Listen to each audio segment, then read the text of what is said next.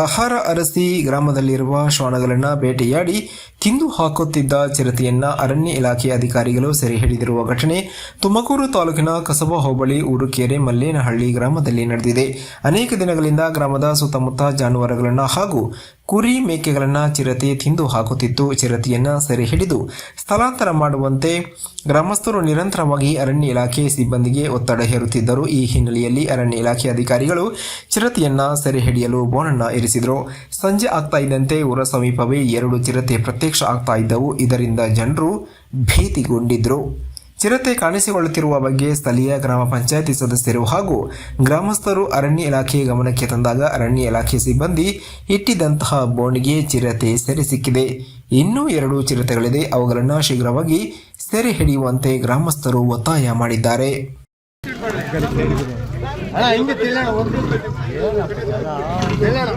ಅಭಿಮಾನ ಅಷ್ಟೇ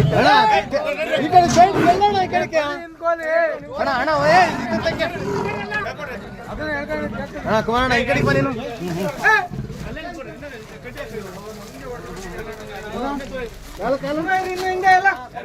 ಕಳ್ಸ್ಕೊಂಡ್ಬಿಟ್ಟದು ಒಂದ್ ಕಡೆ ಕೆಳಿ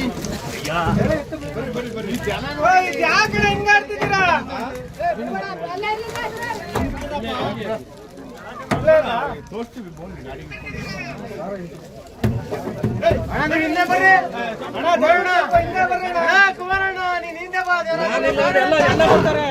ನಾನಿಲ್ಲ ಅಂದ್ರೆ ಎಲ್ಲ ಬರ್ತಾರೆ.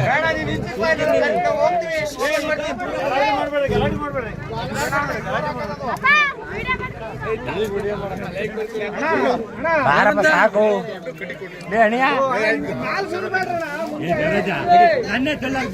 ಕಳಿಸ್ತೀನಿ ಬಿಡು ಎಲ್ಲರಿಗೂ.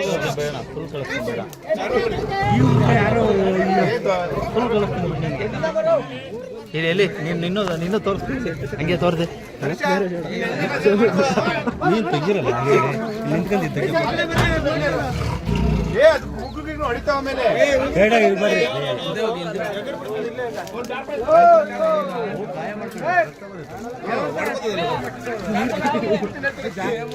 ಯಾರು ನೋಡಬೇಡ. ಆಯ್ತಾಯ್ತು